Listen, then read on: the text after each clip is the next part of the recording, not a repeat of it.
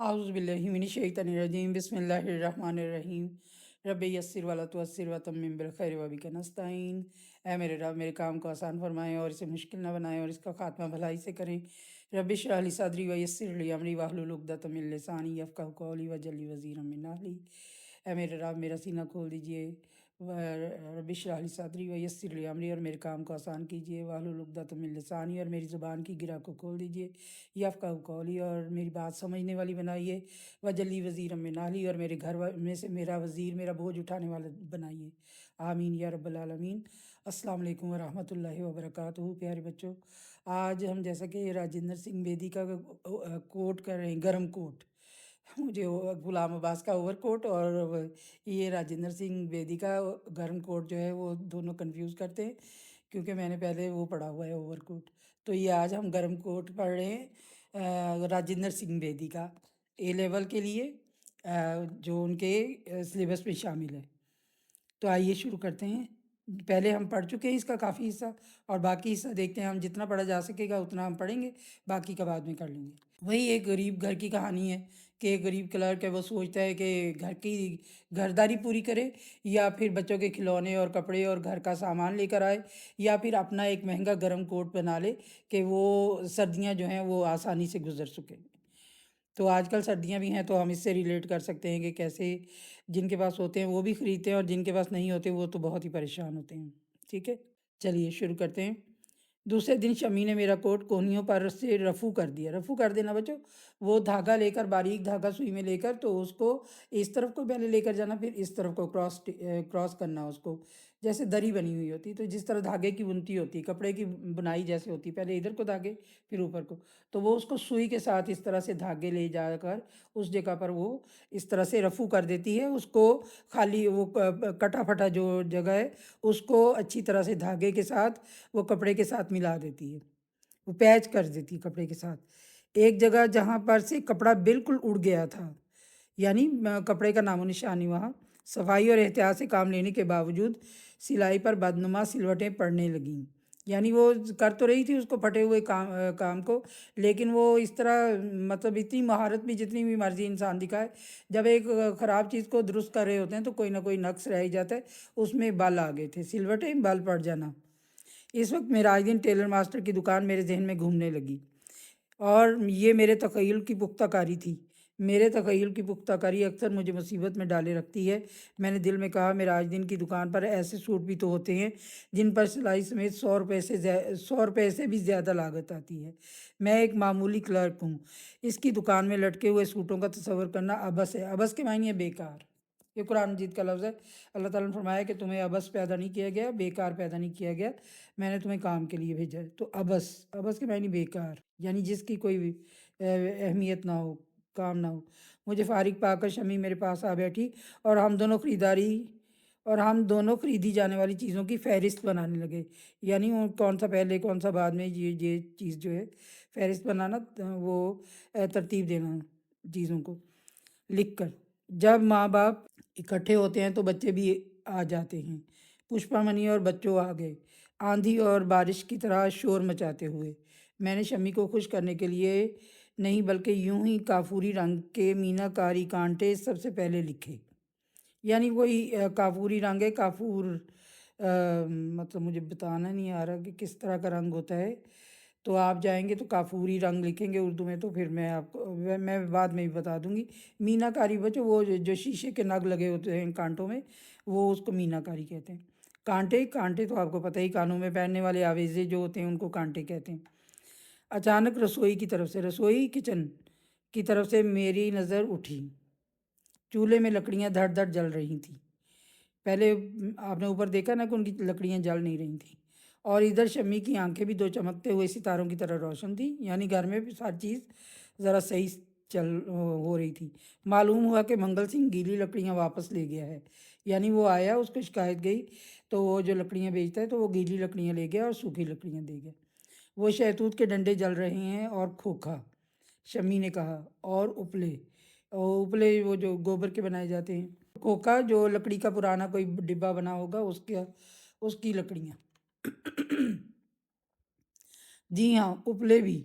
मंगल सिंह देवता है, یعنی وہ اس کی دریا دلی سردی میں آگ کی کتنی شدید ضرورت ہوتی ہے، تو وہ اس کو مطلب وہ اس کی گریٹنس کو کہہ رہا ہے کہ منگل سنگھ دیوتا ہے، شاید میں بھی عن قریب گرم کوٹ کے لیے اچھا سا وسٹرڈ خرید لوں تاکہ تمہاری آنکھیں یوں ہی چمکتی رہیں۔ وہ کہتے ہیں کہ مجھے بھی میری طرف سے بھی تمہیں سکون پہنچے، آگ جو چولہے میں جل رہی ہے اس وجہ سے تو تم خوش ہو گئی ہو، تو میں کوٹ خرید لوں گا تو تم اور خوش ہو جاؤ گی۔ انہیں تکلیف نہ ہو، یعنی تمہاری آنکھوں کو تکلیف نہ ہو کہ وہ ظاہر ہے اس کو پیوند لگاتی ہیں، جوڑتی ہیں، دھاگے بنتی ہیں اس میں پھٹے ہوئے کوٹ میں، تو وہ کہتی ہے کہ وہ تو آنکھوں کا ہی کام ہوتا ہے اچھی طرح مہارت سے سلائی کرنا۔ اس ماہ کی تنخواہ میں تو گنجائش نہیں، اگلے ماہ ضرور ضرور۔ جی ہاں، جب سردی گزر جائے گی۔ پشپا منی نے نئی چیزیں لکھائیں، 2 سوتی گنیا ماپ کے لیے۔ گنیا بچوں میں نے آپ کو بتایا تھا کہ یہ اسکیل ہوتا ہے۔ گرم بلیزر سبز رنگ کا، یعنی اسکول جاتی ہے وہ تو گرم بلیزر وہ مانگ رہی، کوٹ مانگ رہی۔ 1 گز مربع کپڑا جو اس نے پیمائش کے لیے سیکھنی ہے پیمائش، اس کے لیے 1 گز مربع، یعنی چوڑا بھی 1 گز ہو، لمبا بھی، اور اس طرح سے مربع آپ کو پتہ ہی ہے کیا ہوتا ہے، اسکوئر کہتے ہیں اس کو، ہاں جی۔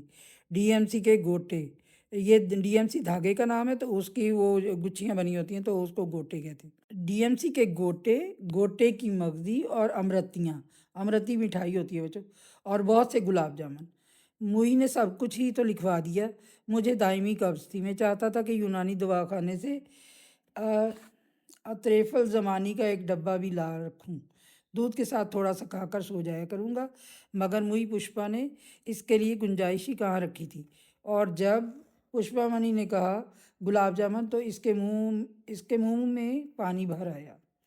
آپ کو پتہ ہی ہے جب کسی کھانے کا ذکر کریں تو جب بہت زیادہ اس کھانے کی طلب ہو تو منہ میں پانی بھر آتا ہے۔ میں نے کہا سب سے ضروری چیز تو یہی ہے، شہر سے واپس آنے پر میں گلاب جامن وہاں چھپا دوں گا، یعنی باہر جو جگہ ہوگی کہیں جہاں سیڑھیوں میں باہر جمع دار اپنا دودھ کا کلسا رکھ دیا کرتا ہے۔ دودھ کا کلسا یعنی دودھ کا برتن وہ رکھ جاتا ہے، جو دودھ دینے آتا ہے نا تو وہ دودھ کا برتن وہاں رکھ جاتا ہے، کوئی جگہ بنی ہوگی شروع میں دروازے کے پاس۔ اور پشپا سے کہوں گا کہ میں تو لانا ہی بھول گیا تمہارے لیے گلاب جامن۔ اوہ ہو، اس وقت اس کے منہ میں پانی بھر آئے گا اور گلاب جامن نہ پا کر اس کی عجیب کیفیت ہوگی، وہی جو چڑھانے کے لیے کہتے ہیں کہ لائے ہوتے ہیں تو کہتے ہیں کہ نہیں، تو وہ پھر بچہ شور مچاتا ہے۔ پھر میں نے بس سوچا بچوں بھی تو صبح سے غبارے اور ٹرائی سائیکل کے لیے ضد کر رہے ہیں، بچوں اس کے بیٹے کا نام ہے۔ میں نے ایک مرتبہ اپنے آپ سے سوال کیا، اطریف الزمانی شمی بچوں کو پچکارتے ہوئے کہہ رہی تھی، بچوں بیٹی کو ٹرائی سائیکل لے دوں گی، یعنی وہ پہلے بھی بیٹی ہے تو چھوٹے بیٹے کو بھی، جیسے ہم اگر بڑا بیٹا ہو تو بیٹی ہو بعد میں تو اس کو بیٹا ہی کہتے ہیں، تو اس طرح ان کی پہلی بیٹی تھی تو وہ بیٹے کو بیٹی کہہ رہے تھے۔ بچوں بیٹی کو ٹرائی سائیکل لے دوں گی اگلے مہینے، بچوں بیٹی سارا دن چلایا کرے گی، یعنی وہ اس کو لڑکی کے طور پہ مخاطب کرتے ہیں۔ ٹرائی سائیکل 3 پہیوں والی سائیکل بچوں۔ پاپی منا کچھ نہیں لے گا، یعنی وہ اسی کو کہتے ہیں کہ وہ ان میں سے کچھ بھی نہیں لے گا، اس کو بھی چڑھا رہے ہیں، بچوں چلایا کرے گا، نہیں پاپی اس کا پشپا کا نام ہے، تو پوپی منا کچھ نہیں لے گا، وہ بیٹی کو بیٹے کی طرح مخاطب کر رہے ہیں، بچوں چلایا کرے گی اور پوپی منا نہیں لے گا، یعنی وہ بیٹے کو بیٹی اور بیٹی کو بیٹا کہہ رہے ہیں۔ اور میں نے شمی کی آنکھوں کی قسم کھائی کہ جب تک ٹرائی سائیکل کے لیے 6-7 روپے جیب میں نہ ہوں میں نیلے گنبد کے بازار سے نہیں گزروں گا۔ آج بھی آپ جائیں گے نا نیلا گنبد تو آپ کو وہاں پر بچوں کے کھلونے اور سائیکلیں سب کچھ پڑا ہوا نظر آئے گا، بڑوں کی بھی، تو آپ ابھی بھی اس کا تجربہ کر سکتے ہیں۔ اس لیے دام نہ ہونے کی صورت میں نیلے گنبد کے بازار سے گزرنا بہت معیوب ہے، عیب کی بات ہے۔ خواہ خواہ اپنے آپ پر غصہ آئے گا کہ ہمارے پاس پیسے نہیں ہیں، تو غصہ ہی آنا ہے اپنے آپ پر، اپنی ذات سے نفرت پیدا ہوگی کہ ہم اتنا بھی نہیں کما سکے کہ ہم یہ چھوٹی چھوٹی ضرورتیں پوری کر لیں۔ اس وقت شمی آئینے کے بیضوی ٹکڑی کے سامنے، بیضوی یوں جو انڈے کی طرح بنی ہو، بیضوی ٹکڑی کے سامنے اپنے کافوری سفید سوٹ میں کھڑی تھی۔ میں چپکے سے اس کے پیچھے جا کھڑا ہوا اور کہنے لگا، میں بتاؤں تم اس وقت کیا سوچ رہی ہو، بتاؤ تو جانوں۔ تم کہہ رہی ہو کافوری سفید سوٹ کے ساتھ وہ کافوری رنگ کے مینا کار کانٹے پہن کر ضلع دار کی بیوی کے ہاں جاؤں تو دنگ رہ جائے، یعنی کہیں اونچے عہدے والے رتبے والے آدمی کے گھر کہیں دعوت پہ جانا ہوگا۔ نہیں تو، شمی نے ہنستے ہوئے کہا، آپ میری آنکھوں کے مداح ہوتے تو کبھی کا گرم کہہ کے آگے وہ رک جاتی، گرم کوٹ کہتی کہ وہ لے آتے کہ اگر میری آنکھوں کی فکر ہے۔ میں نے شمی کے منہ پر ہاتھ رکھ دیا، میری تمام خوشی بے بسی میں بدل گئی۔ میں نے آہستہ سے کہا، بس ادھر دیکھو، اگلے مہینے ضرور خرید لوں گا۔ جی ہاں، جب سردی، پھر میں اپنی اس حسین دنیا کو، جس کی تکلیف پر محض 10 روپے صرف ہوتے تھے، تصور میں بسائے بازار چلا گیا۔ میرے سوائے انارکلی میں گزرنے والے ہر ذی عزت آدمی نے گرم سوٹ پہن رکھا تھا۔ لاہور کے ایک لہیم شہیم جینٹل مین کی گردن نکٹائی وہ چٹائی جو ہوتی ہے، اور مکلف کالر، یعنی وہ کلف لگا ہوا کالر ہوتا ہے، آپ ابھی بھی آپ کالر کے اندر دیکھیں، وہ ایک دیتے ہیں نا سخت سا کپڑا، مکلف کالر کے سبب میرے چھوٹے بھائی کے پالتو کتے ٹائیگر کی گردن کی طرح اکڑی ہوئی تھی۔ میں نے دیکھیں وہ کیا سوچتا ہے۔ میں نے ان سوٹوں کی طرف دیکھتے ہوئے کہا، لوگ سچ مچ مفلس ہو گئے ہیں، اس مہینے نامعلوم کتنا سونا چاندی ہمارے ملک سے باہر چلا جائے گا۔ یعنی وہی پالیٹکس کی باتیں ہیں کہ جو لوگ امیر ہیں وہ کس وجہ سے امیر ہو رہے ہیں، وطن کو بیچ بیچ کر۔ کانٹوں کی دکان پر میں نے کئی جوڑیاں کانٹے دیکھے۔ اپنی تخیل کی پختہ کاری سے میں شمی کے کافوری سفید سوٹ میں ملبوس ذہنی تصویر کو کانٹے پہنا کر پسند کر لیتا، یعنی وہ دل ہی دل میں سوچتا کہ میں کانٹے پہنا رہا ہوں اس کو، اور وہ خوش ہو رہا ہوں۔ کافوری سفید سوٹ، کافوری مینہ کار کانٹے، کثرت اقسام کے باعث میں ایک بھی منتخب نہ کر سکا، یعنی اتنے زیادہ تھے وہ اور اتنے خوبصورت تھے کہ وہ ایک بھی نہیں چوز کر سکتا۔ اس وقت بازار میں مجھے یزدانی مل گیا، وہ تفریح کلب سے، جو دراصل پریل کلب تھی۔ 15 روپے جیت کر آیا تھا، یعنی جوا کی طرح کی چیزیں کھیلی جاتی تھی۔ آج اس کے چہرے پر اگر سرخی اور بشاشت کی لہریں دکھائی دیتی تھی تو کچھ تعجب کی بات نہیں تھی، کیونکہ وہ جیت گیا تھا۔ ایک ہاتھ سے اپنی جیب کی سلوٹوں کو چھپانے میں ایک ہاتھ سے اپنی جیب کی سلوٹوں کو چھپانے لگا۔ نچلی بائیں جیب پر 1 روپے کے برابر کوٹ سے ملتے ہوئے رنگ کا پیوند بہت ہی ناموزوں دکھائی دے رہا، یعنی اوپر دھاگا سے صاف پتہ چل رہا تھا کہ اس کو جوڑا گیا ہے، تو وہ پتہ چل رہا تھا کہ وہ کوٹ کا حصہ نہیں بلکہ دھاگوں سے جوڑی ہوئی جگہ ہے۔ میں اسے بھی ایک ہاتھ سے چھپاتا رہا۔ پھر میں نے دل میں کہا کہ جب یزدانی نے میرے شانے پر ہاتھ رکھنے سے پہلے میری جیب کی سلوٹیں اور وہ روپے کے برابر کوٹ کے رنگ کا پیوند دیکھ لیے، پیوند جوڑ جو لگا ہوا تھا اس کا بھی رد عمل شروع ہوا، اور میں نے دلیری سے کہا، مجھے کیا پرواہ، یزدانی مجھے کون سی تھیلی بخش دے گا۔ تھیلی کے معنی نوٹوں کی روپاؤں کی تھیلی، جس میں سکے ہوتے ہیں تو اس کو تھیلی میں بھرتے تھے، اب تو پرس میں رکھتے ہیں نا، تو پہلے تھیلی استعمال ہوتی تھی۔ اور اس میں بات ہی کیا ہے، یزدانی اور سنتا سنگھ نے بارہا مجھ سے کہا ہے کہ وہ رفت ذہنی کی زیادہ پرواہ کرتے ہیں اور واسٹرڈ کی کم۔ یعنی وہ کہتے ہیں کہ سوچ انسان کی اونچی ہونی چاہیے، یہ جو کپڑے ہیں مہنگے، ان کی کوئی ہمیں فکر نہیں ہے۔ اس کے دونوں دوست کہتے ہیں کہ ہم سوچ کو عزت دیتے ہیں۔ مجھ سے کوئی پوچھے، میں واسٹرڈ کی زیادہ پرواہ کرتا ہوں اور رفت ذہنی کی کم۔ وہ کہتا ہے کہ میرے لیے اس وقت کوٹ اہم ہے، یہ کپڑے کی ایک قسم ہے بچوں۔ یزدانی رخصت ہوا اور جب تک وہ نظر سے اوجھل نہ ہو گیا، میں غور سے اس کے کوٹ کے نفیس واسٹرڈ کو پشت کی جانب سے دیکھتا رہا۔ پھر میں نے سوچا کہ سب سے پہلے مجھے پشپا منی کے گلاب جامن اور امرتیاں خریدنی ہیں۔ یہ دونوں مٹھائیوں کے نام ہیں بچوں۔ رات کے معنی ہوتے رس اور آم کے معنی ہوتے آم، تو امرتی آم کے رس جیسی میٹھی۔ کہیں واپسی پر سچ مچ بھول ہی نہ جاؤں، گھر پہنچ کر انہیں چھپانے سے خوب تماشا رہے گا۔ مٹھائی کی دکان پر کھولتے ہوئے روغن، کھولتا ہوا یعنی بہت گرم، روغن تیل، مٹھائی کی دکان پر کھولتے ہوئے روغن میں کچوریاں خوب پھول رہی تھیں۔ میرے منہ میں پانی بھر آیا، اسی طرح جیسے گلاب جامن کے تخیل سے پشپا منی کے منہ میں پانی بھر آیا تھا۔ قبض اور اطراف زمانی کے خیال کے باوجود میں سفید پتھر کی میز پر کونیاں ٹکا کر بہت رغبت سے کچوریاں کھانے لگا۔ ہاتھ دھونے کے بعد جب پیسوں کے لیے جیب ٹٹولی تو اس میں کچھ بھی نہ تھا، 10 کا نوٹ کہیں گر گیا تھا۔ کوٹ کی اندرونی جیب میں ایک بڑا سوراخ ہو رہا تھا، نقلی ریشم کو ٹڈیاں چاٹ گئی تھیں۔ جیب میں ہاتھ ڈالنے پر اس جگہ جہاں مرانجا اینڈ کمپنی کا لیبل لگا ہوا تھا، میرا ہاتھ باہر نکل آیا، نوٹ وہیں سے باہر گر گیا ہوگا۔ ایک لمحے میں یوں دکھائی دینے لگا جیسے کوئی بھولی سی بھیڑ اپنے خوبصورت پشم اتر جانے پر دکھائی دینے لگتی ہے، یعنی بھیڑ کے اوپر سے جب وہ اس کی روئی اتار لیتے ہیں تو وہ کیسے بد شکل دکھائی دیتی ہے، اس طرح کا میرا تصور میں ہی میں نے اپنے آپ کو دیکھا۔ हलवाई भाग गया, खुद ही बोला, "कोई बात नहीं बाबूजी, पैसे कल आ जाएँगे।" मैं कुछ ना बोला, कुछ बोल ही ना सका। सिर्फ़ इज़हार तशक्कुर के लिए मैंने हलवाई की तरफ देखा। हलवाई के पास ही गुलाब जामुन चाशनी में डूबे पड़े थे। रोगन में फूलती हुई कचौरियों के धुएँ में से आछी सुर्ख़ अमरतियाँ जिगर पर दाग लगा रही थीं। यानी दोनों चीज़ें उसे नज़र आईं, जहाँ पर वो कचौरियाँ बन रही थीं, उनके पीछे ही गुलाब जामुन और अमरतियाँ भी पड़ी थीं। आतिशी सुर्ख़, आग की तरह सुर्ख़ अमरतियाँ, यानी वो रंग डाल देते हैं ना, खाने के रंग होते हैं ना ज़र्दा वग़ैरह, वो तेज़ डाल देते हैं, सुर्ख़ रंग होते। तो आतिशी यानी आग के रंग की सुर्ख़ अमरतियाँ, वो जलेबी की तरह होती हैं लेकिन मोटी और ज़रा सॉलिड होती। तो जिगर पर दाग लगा रही थी, यानी वो समझा कि इतनी सुर्ख़ थी वो कि लगा कि जैसे जिगर के दाग होते। और ज़हन में पुष्पामणि की धुंधली सी तस्वीर फिर गई।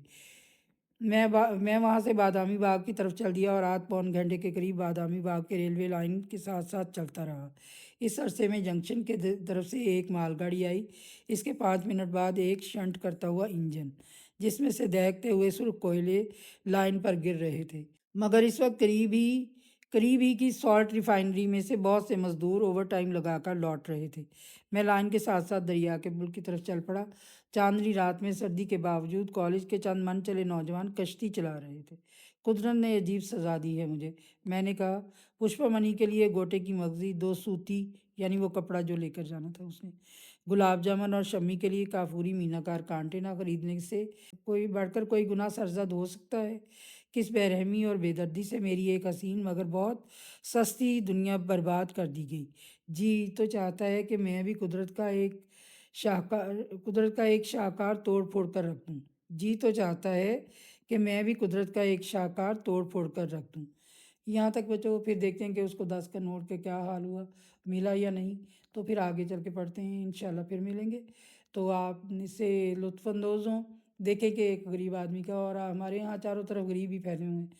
तो उनकी हालात ज़िंदगी कैसी है और कैसे गुज़र-बसर हो रही है, दुनिया बदली है या नहीं? ये आज से 150 साल पहले का अफ़साना है। तो आज भी दुनिया वहीं पर खड़ी है हमारे वतन में, और यहाँ की सरज़मीन पर चाहे पूरे बरे-सग़ीर पाक व हिंद में। तो यहाँ पर हालात बदलते नहीं हैं, तो उसी तरह से चलते रहते हैं। अभी भी आप बाज़ारों में निकल जाएँ, बहुत सी भी ऐसे मुल्क हैं जिनकी सोसाइटी में अमीर और गरीब की तमीज़ करना मुश्किल है। हमें नहीं पता चल सकता उनके लिबास और उनकी चाल-ढाल से, उनके रहन-सहन से, उठने-बैठने से, बाज़ार में खड़े आप ये अंदाज़ा नहीं लगा सकते कि इनमें से अमीर कौन है और गरीब कौन है। ऐसी भी माशरतें हैं। लेकिन हमारे यहाँ आप देखें कि जब बाहर निकलते हैं, तो चाहे हम किसी साफ़-सुथरी जगह पर ही हों, तो वहाँ पर भी गरीब वहाँ पर आ जाते हैं गाड़ी के पास। तो हमारी ये माशरत नहीं होनी चाहिए। तो इसके बारे में हमें सबको मिलकर काम करना चाहिए। और बहुत देर हो गई उसने, लेकिन राजेंद्र सिंह बेदी ने इस मामले को उठाया है लिख कर। पहले लोग पढ़ते थे और लोगों के अंदर लोगों के लिए हमदर्दी का जज्बा पैदा होता था, तो यही मीडियम था। तो अब तो लोग वीडियोज़ भी देखते हैं, तो भलाई के कामों में बढ़ चढ़ कर हिस्सा लेना चाहिए। जहाँ तक हो सके हमें काम करना चाहिए। जो भी हमारे करीब है, हमने दूर जाकर नेकी क्या करनी, जो हमारे करीब है उसके साथ ही भलाई करें। तो इंशाल्लाह फिर मिलेंगे और इस कहानी को मुकम्मल करेंगे। आज तक के लिए इतना ही। अल्लाह हाफ़िज़।